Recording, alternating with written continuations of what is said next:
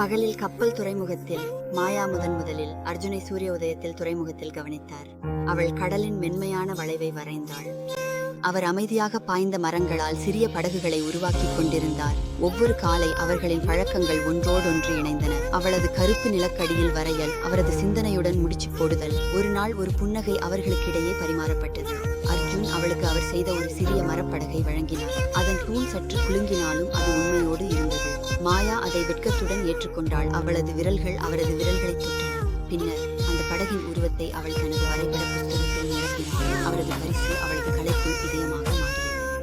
அவர்கள் துறைமுகத்தை தாண்டி சந்திக்கத் தொடங்கினார்கள். மாமரத்தோப்புகளுக்குள் நடந்து தெருவோர சாயை பகிர்ந்து தரிகெட்ட நாய்க்குட்டிகள் அவர்களை பின்தொடர்ந்த போது சிரித்தார்கள். அவர்களின் உரையாடல்கள் தைரியமாக வளர்ந்தன.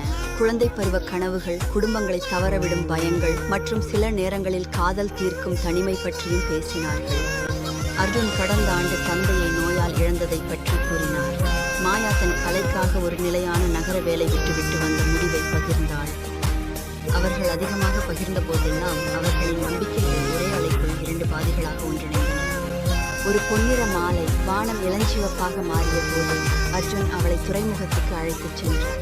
அங்கு அவர் செதுக்கிய ட்ரிப்டோட் படகுகளை வெளிப்படுத்தினார். மாயாவின் வரைபடங்கள் குறிக்கப்பட்டிருந்தன. நீ உலகத்தை பார்க்கும் விதத்தில் நான் அழகை காண்கிறேன் என்று அவர் சொன்னார். நீயும் என்னுடன் அந்த கனவை காண்பாய். அவள் உள்ளம் துடிப்புடன் அவனது கையில் ஒத்திசைத்து என்றென்றும் என்று சொன்னார். அவர்கள் பல சவால்களை எதிர்கொண்டார்கள். பண நெருக்கடி, குடும்ப எதிர்ப்பு, சில நாட்களில் ஊக்கமின்றி வெறுமையாக உணர்ந்தார்கள். ஆனால் ஒவ்வொரு முறையும் அவர்கள் தங்கள் துறைமுகத்திற்கே திரும்பினார்கள். அவர்கள் அங்கு ஒரு சிறிய கலைப்பணிமனை கட்டினார்கள். அர்ஜுனின் மரப்பணியும் மாயாவின் கலையும் இணைந்தன. உள்ளூர் மக்கள் அவர்களின் கூட்டு படைப்புகளை வாங்கத் தொடங்கினார்கள். கடற்கரை விடியற்காலை காதல் ஒலியுடன் சிறிய படகு சிற்பக்கலைகள். பல ஆண்டுகள் கழித்து சூரியன் மறையும் போது 1000 படகுகள் நீரில் நடனமாடும் அந்த காட்சியில் அர்ஜுனும் மாயாவும் அதே துறைமுகத்தில் கைகோர்த்து அமர்ந்திருந்தார்கள். ஒரு காலத்தில் நடுக்கத்துடன் இருந்த அவர்களது படகு இப்போது உறுதியாக மிதந்தது. அதுபோலவே அவர்களது வாழ்க்கையும் நட்பில் வேரூன்றியதும், புரிதலில் கட்டுப்பட்டதும், காதலின் மென்மையான ஓட்டில் முன்னேறியதும் ஆகும். இக்கதை பாரம்பரிய காதல் கருப்பொருள்களை, தற்செயல் சந்திப்புகள், கூட்டுப்படைப்பு, சவால்களை கடந்து செல்லுதல் ஆகியவற்றை எடுத்துக்கொண்டு அவற்றை சிறிய அர்த்தமுள்ள செயல்களில் நிலைநிறுத்துகிறது. ஒரு கடலோர மரக்கட்டையின் பரிசு, ஒரு சேர வரைந்த ஓவியம், நிலையான தோழமை.